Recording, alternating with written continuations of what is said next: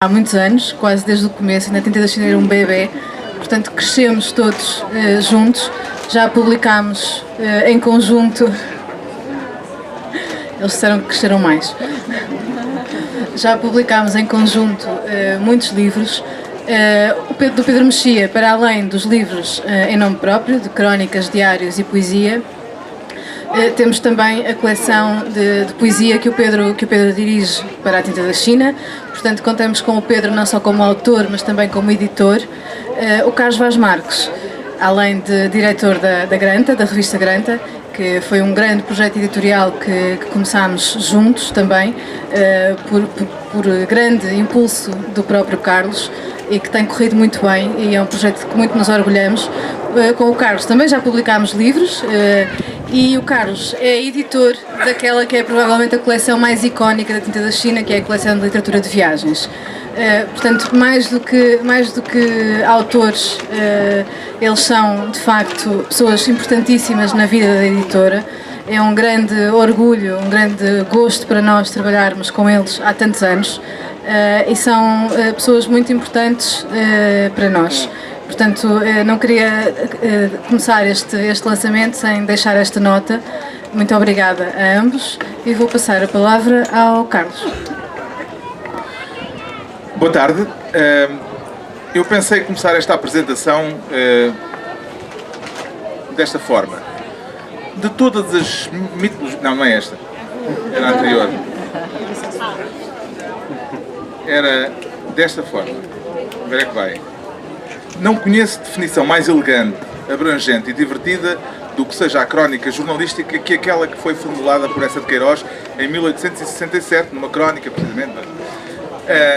Isto poupava-me o trabalho de estar a preparar uma apresentação e vocês ficavam muito mais bem servidos, porque o prefácio do António Mega Ferreira, que está neste livro, é excelente.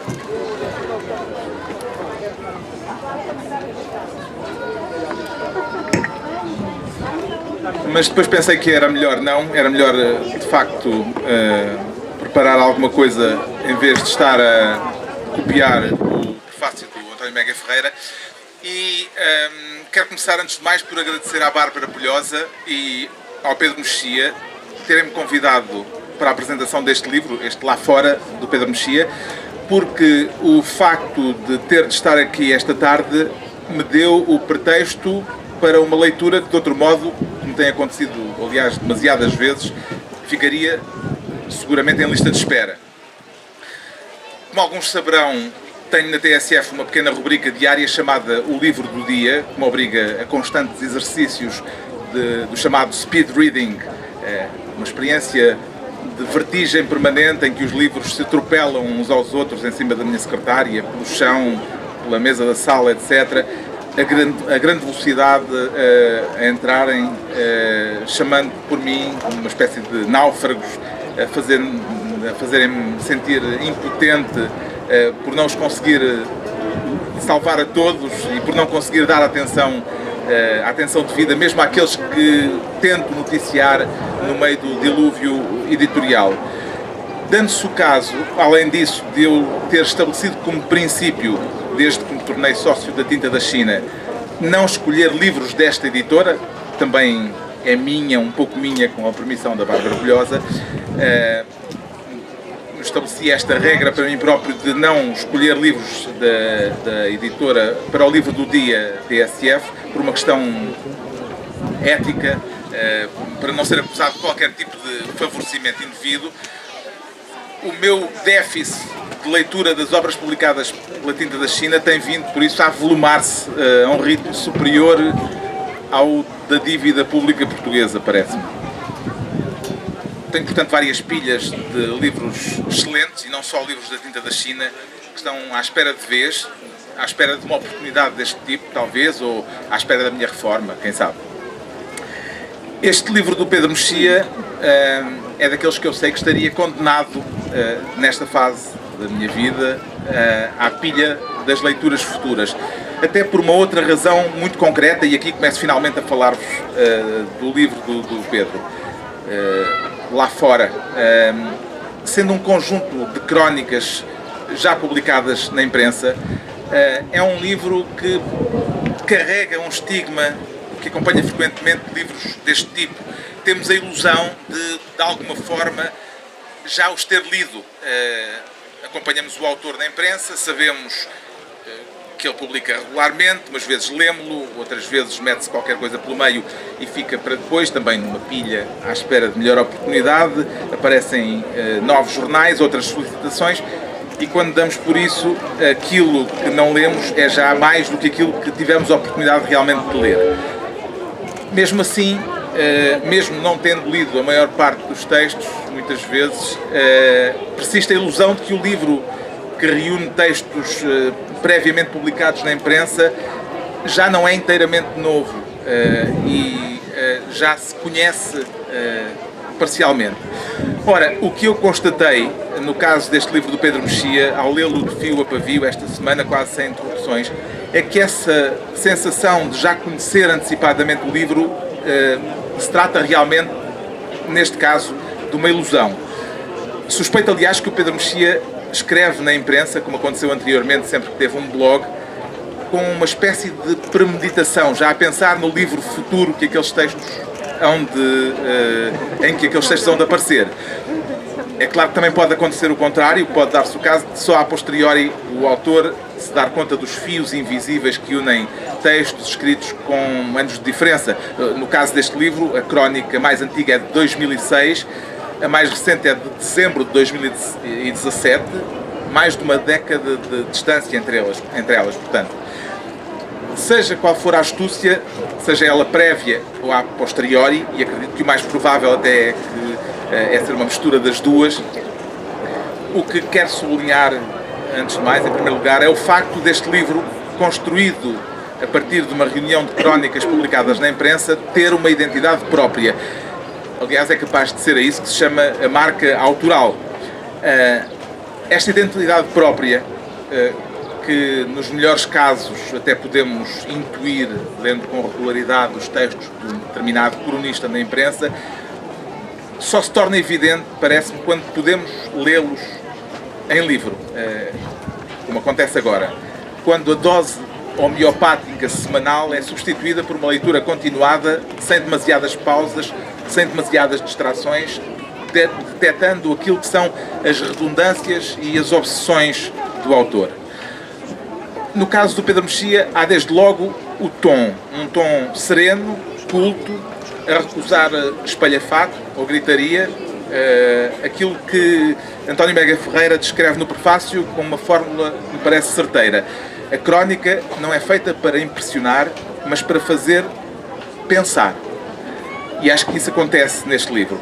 Neste livro, lá fora, o fio condutor mais evidente, e isso percebe-se logo a partir do título, são os lugares e o modo como a geografia, uma geografia feita tanto de sítios concretos como de lugares mitificados, nos condiciona e condiciona as inúmeras personagens deste livro. Personagens que são sobretudo escritores, mas também cineastas, alguns políticos, personagens de ficção, algumas delas com uma existência se calhar mais viva do que a de muitas figuras históricas, seja o Dom Fabrício, o Leopardo de Lampedusa ou o Tintim de Hergé, que está presente, aliás, em mais do que um texto. Por entre tantas personagens, o protagonista deste livro é, no entanto, discretamente o próprio Pedro Mexia. O autor de Nada de Melancolia, como sabem todos os que o conhecem ou que o leem regularmente, tem uma certa propensão melancólica. Em grande medida, melancólica e irónica. Aliás, esse título, Nada de Melancolia, tinha justamente esse nível de leitura, uma autoironia. Há várias neste livro, várias autoironias. Em grande medida, muitas destas crónicas falam de uma forma direta ou enviesada da inevitabilidade da perda. Há aqui casas em ruínas, naufrágios, equívocos da memória, o descarrilamento da razão causado pela razão, é uma expressão usada, ou, numa outra frase lapidar do próprio Pedro Mexia, aquela espécie de morte suave que sempre me cativou. Aquilo que nos apoquenta e comove ao ponto de nos tornarmos passadistas, pode ler-se numa outra crónica deste livro, é a experiência individual, o facto de irmos perder o nosso mundo à medida que envelhecemos. Este sentimento de perda é muito evidente na geografia sentimental da primeira parte do livro, em textos sucessivos dedicados a lugares que, revisitados agora, já não correspondem ao que a memória fez deles. Seja o Chiado, o edifício emblemático do Diário de Notícias, o Tribunal da Boa Hora, o Café Império, um salão de jogos perto do Largo do Rato, uma casa de família na província, a Figueira da Foz dos verões de infância ou, estranho paradoxo, uma parte da cidade que nos era indiferente, mas afinal nos fazia falta, como acontece a Pedro Mexia com a antiga Feira Popular, o que o leva a interrogar-se com um espanto algo incomodado, como me pode fazer falta aquilo que não gostava. O sentimento de perda é também um sentimento de estranheza, portanto. Olha-se para trás e percebe-se a evidência do verso famoso de Rimbaud, Je est un autre. Eu sou um outro. Eu é um outro. Mudam os lugares, mudamos nós, todo o mundo é composto de mudança, mas onde um ser festivo vê, antes de mais, as novas qualidades daquilo que se alterou, o melancólico sublinha, acima de tudo, aquilo que se perdeu. A cidade como teatro de memórias, emoções, nostalgias. Todas as cidades são cidades imaginadas, diz-se num destes textos. Imaginadas a partir da nossa memória pessoal ou a partir dessa espécie de memória coletiva que é a literatura. Em todo o caso, a nossa relação com os lugares por onde passamos é filtrada pela memória e sabemos, evidentemente, que uma memória é seletiva, como ela é imprecisa, fonte de mitificação e de mistificação. Ainda assim é o que temos e é o que somos também. É por isso que, quando não pode recorrer a memórias pessoais, Pedro Mexia recorre aos livros, e recorre muito aos livros. No fundo é quase a mesma coisa. Chega mesmo a confessar a dúvida, a certa altura, sobre se determinadas recordações de infância e da adolescência, no tempo das férias grandes e dos intermináveis verões, serão realmente memórias pessoais ou episódios de uma certa novela francesa de Colette que leu em tempos. Neste encontro entre a vida vivida e a vida imaginada, tudo é literatura e tudo a ela se reconduz, como sublinha Mega Ferreira, como que a pretender demonstrar o axioma de Mallarmé, que o mundo foi feito para ir parar a um livro, ou ao menos para adquirir letra de forma. Pedro Mexia tem a oportunidade de passar 2 dias em Havana, vai à estante buscar um livro de Cabrera Infante. Está de partida para Maputo, compra, por graça, faz questão de explicar, 2 livrinhos turísticos do tempo da outra senhora.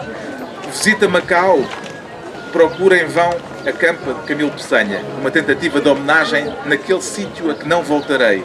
Ou seja, estas crónicas oscilam entre 2 movimentos simétricos, o de partir da literatura para a realidade, seja lá isso o que for, a realidade, e o de viajar da realidade para a literatura. Há inegavelmente muita leitura por detrás de cada uma destas páginas e aprende-se muito nelas. Eu aprendi muito. Frequentemente em sínteses certeiras, achados de linguagem, uma qualidade que admiro especialmente nos textos do Pedro Mexia, mesmo que às vezes achados discretos. Um exemplo breve. Napoleão Bonaparte tinha azar a ilhas. Nasceu na Córcega, de onde teve que fugir, esteve detido na ilha de Elba e o seu inimigo número 1, a Inglaterra, era uma ilha. Outro caso, este juntando cultura popular e cultura erudita, digamos assim, a propósito do primeiro álbum de Tintin, Tintin no País dos Sovietes. Tintin quer ir para Moscou como as 3 irmãs de Chekhov. E, tal como em Chekhov, mas por motivos diferentes, Moscou é o lugar das ilusões acalentadas, de ilusões perdidas e, neste caso, também de ilusões fabricadas. Ainda um último exemplo, este a respeito da estátua de Catarina de Bragança, que está arrumada sem honra nem glória num armazém depois de ter sido esculpida para uma homenagem em Nova Iorque, que não chegou a acontecer devido à contestação que gerou. É quase impossível erguer uma estátua a personagens históricos se nos guiarmos pela nossa moralidade de agora. É a tirania do anacronismo a que hoje ninguém escapa.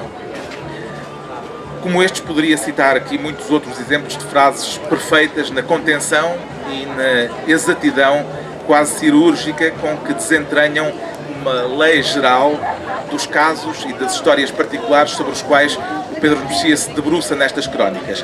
Por vezes, até mesmo a respeito de si próprio, num exercício de autoironia que também anda muito por aqui e que já referi anteriormente.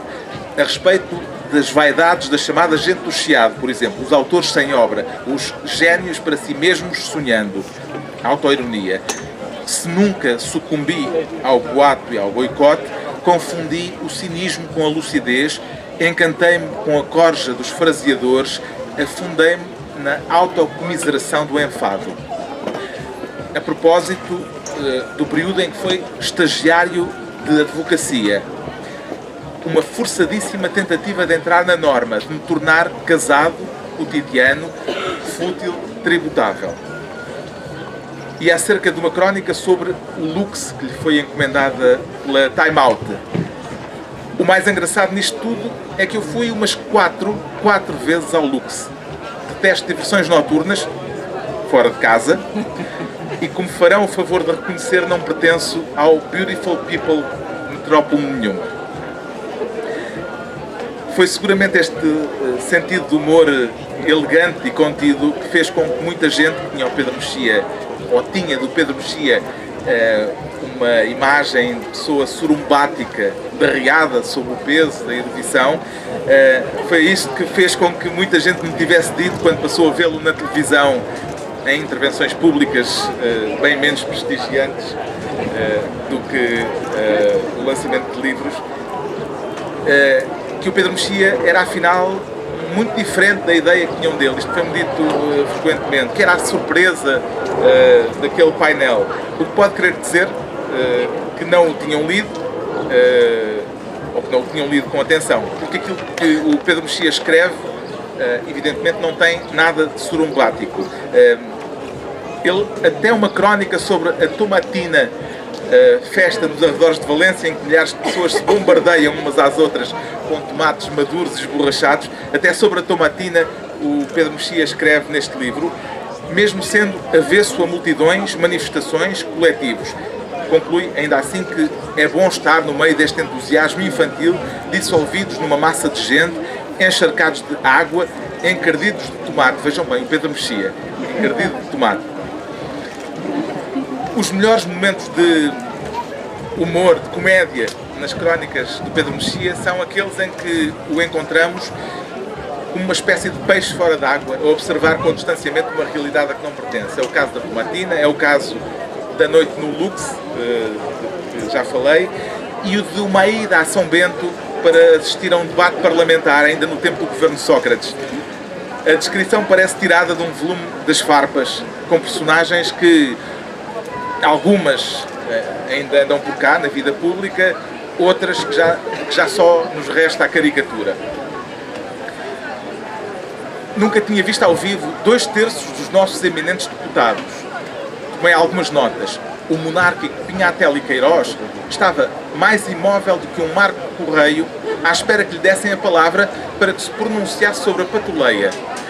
Nuno Melo lembrava o entusiasmo de uma gala que vai às meninas. Miguel Frasquilho cultiva a pilosidade, uma pilosidade digna dos Habsburgos. João Soares, tal como tinham garantido 3 taxistas, ostenta um índice de massa corporal em tudo semelhante ao meu. Alberto Martins usa um tom de tribuno eleito por Viseu em 1922, de mim que recorresse ao vocabulário de balde. Ao vocábulo de balda. Há uma socialista que parece uma lojista de carnido, há um deputado ecologista com rabo de cavalo, Bernardino Soares nunca foi novo, Fernando Rosas é mais credível de suspensórios. Quanto aos ministros, notei especialmente o aspecto distinto do ministro da Agricultura, que parece um membro do Conselho da Nobreza, já não lembro quem era na altura. E o aspecto maquiavélico do Ministro dos Assuntos Parlamentares, este ainda cá anda, sempre que pega no telefone e murmura, imagino logo que está a ordenar a liquidação do Doge de Veneza. O debate é cansativamente previsível. E eu, para não me tornar cansativamente previsível, acrescento apenas que quem levar este livro para casa não vai nada mal servido. Obrigado.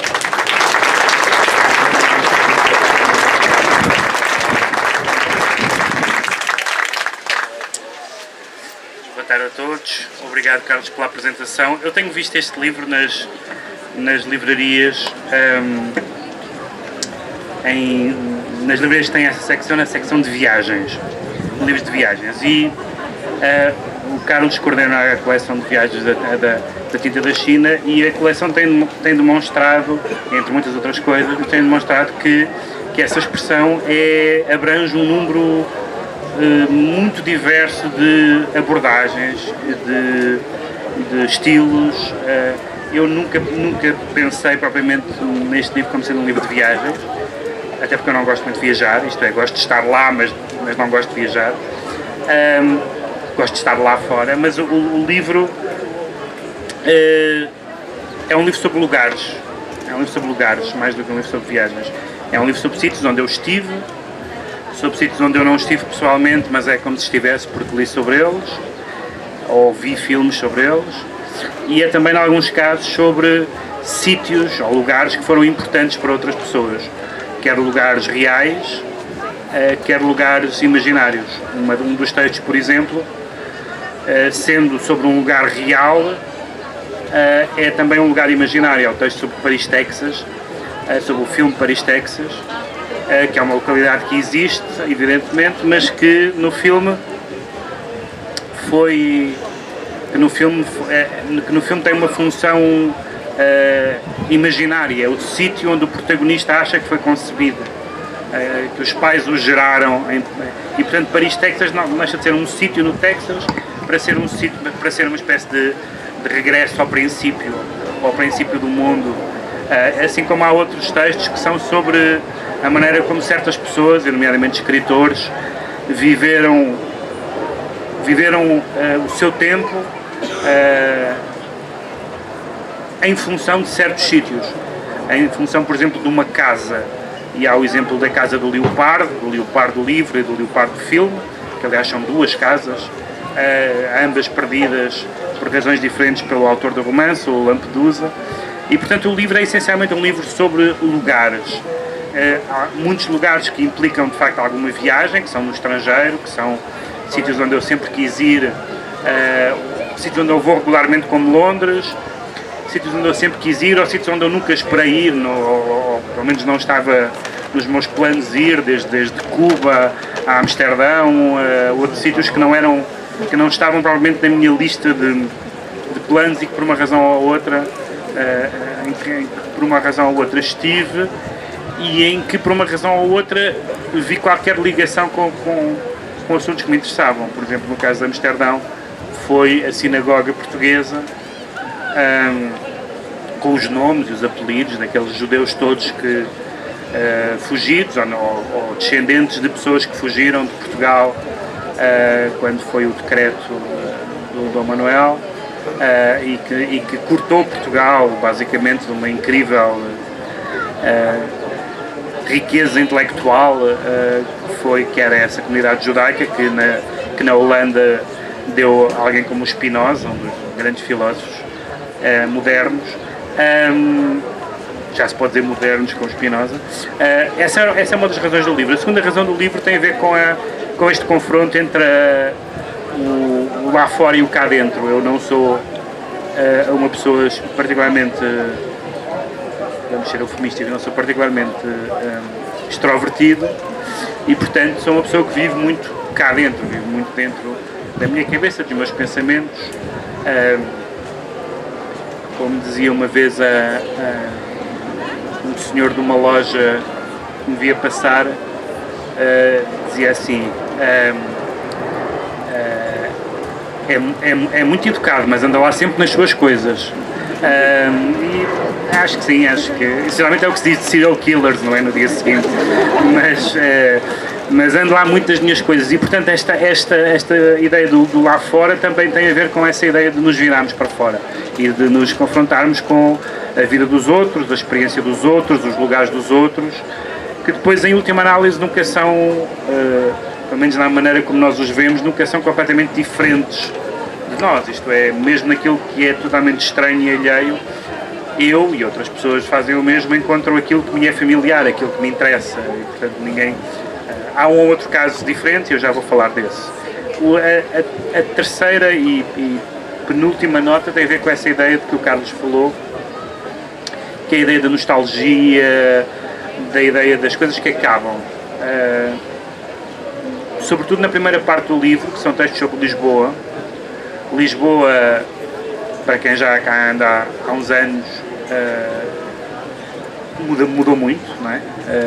Arquitetonicamente mudou muito, sítios que toda a vida conhecemos e que fizeram parte do nosso cotidiano deixaram de existir, e é evidente que é normal que isso aconteça, e não tem nada de particularmente trágico que isso aconteça, exceto evidentemente em alguns casos há alguma tragédia envolvida, mas não são a maioria, mas para algumas pessoas isso é trágico porque eram os seus sítios e era a sua vida, eram as suas memórias. Evidentemente para uma pessoa, por exemplo, como eu, que viveu, ainda vive, aliás, toda a vida na zona do Saldanha, a imagem da demolição do Monumental nos anos 80 é uma imagem absolutamente marcante. Essas pequenas perdas têm uma importância que é uma importância que não é necessariamente objetiva, é muito subjetiva. Daí o texto sobre a Feira Popular, que eu nunca gostei especialmente da Feira Popular, e quando ela foi demolida custou-me, porque era um sítio que fazia parte da cidade e que me estava a ser retirado sem me perguntarem, basicamente. E há uma série de episódios assim neste livro, por exemplo, de sítios que eu regresso e que já não são como eu pensava, e até há um caso bastante flagrante, que é uma loja, que era uma loja de brinquedos na Figueira da Foz, e que eu andei à procura dela muitos anos depois, tive muitos anos sem voltar à Figueira da Foz, e não a encontrava, e podia ter sido demolida, podia estar noutro sítio, mas falei com algumas pessoas e todas as pessoas me disseram: essa loja nunca existiu. E eu tinha a certeza de onde era a loja, não é? Achava eu que tinha. E tenho a certeza que existe, ainda hoje tenho a certeza que existiu. Não sei como é que se chama, é difícil encontrá-la, mas a ideia de alguém nos dizer: essa sua recordação não existe, esse seu lugar que você mitificou na sua cabeça nunca existiu, isso é uma fantasia. Foi assim um choque, e acho que ele está na origem de vários textos do livro. A última nota tem a ver com isto que o Carlos disse, e eu acho que ele tem toda a razão, no sentido de que há uma mistura de escrever para os jornais, no sentido de estar a escrever textos que serão um livro, na melhor das hipóteses, os textos que resultam bem, não são todos, naturalmente, ou que resultam benzinho, pelo menos, mas depois, esse livro eu não sei que livro é. Quando nós falámos desta hipótese de um livro de crónicas, não era imediatamente claro que livro era.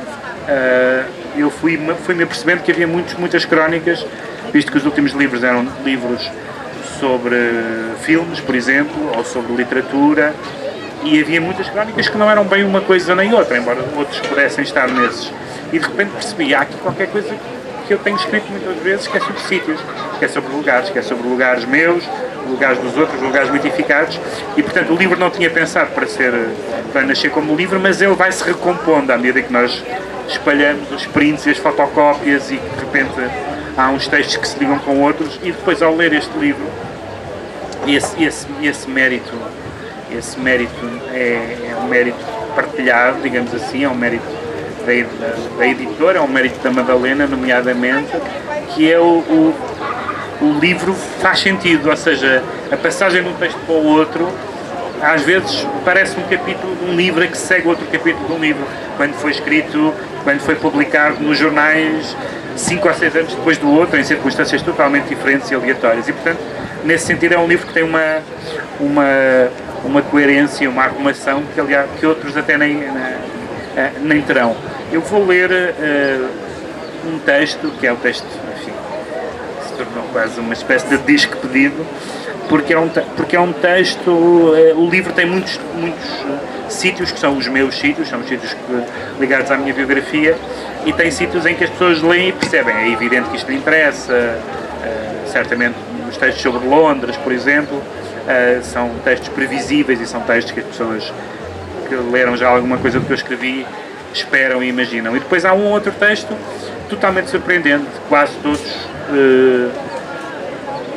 por causa de convites ou de pedidos. O texto do Parlamento foi um convite, o texto sobre o Lux foi um convite, etc. Não eram textos que eu escrevesse espontaneamente. E o que gerou mais sobressaltos, digamos assim, pelo facto, não pelo texto em si, foi um texto sobre a tomatina, que é o texto que eu vou ler, e vou só dizer duas coisas sobre a tomatina. A tomatina tem duas particularidades, este texto sobre a tomatina tem duas particularidades, e foi por isso que eu quis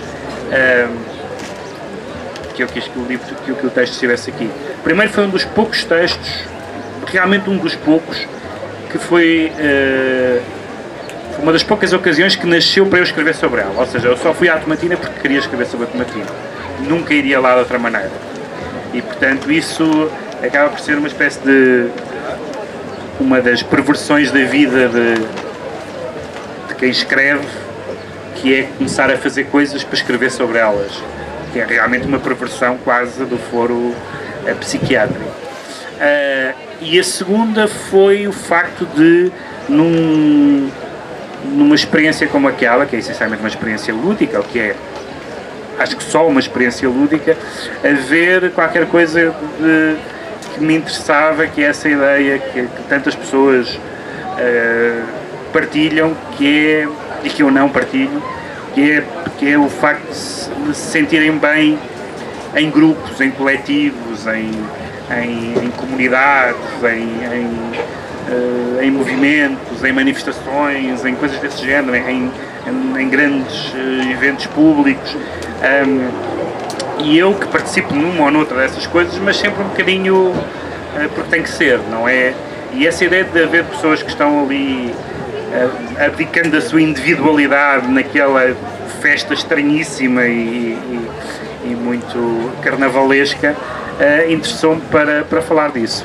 E interessou-me também acabar o texto, e também acaba a minha intervenção com isto, acabar o texto num livro que é...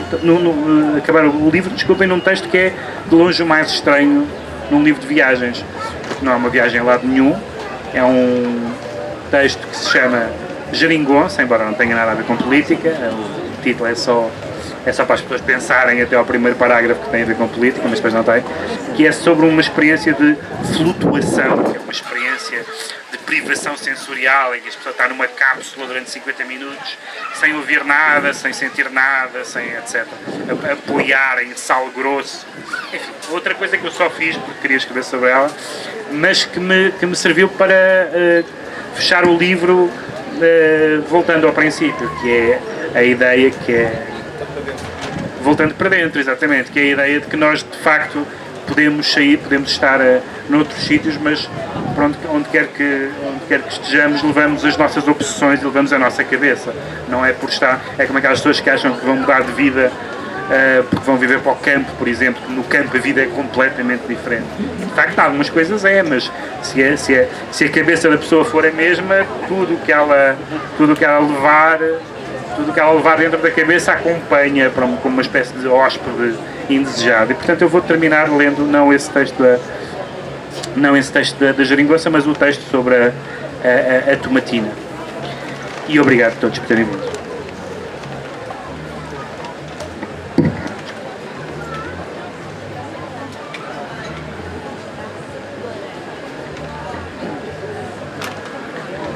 O texto chama-se Abandono Vigiado, que é um título de um livro do Alexandre O'Neill. Estou irreconhecível.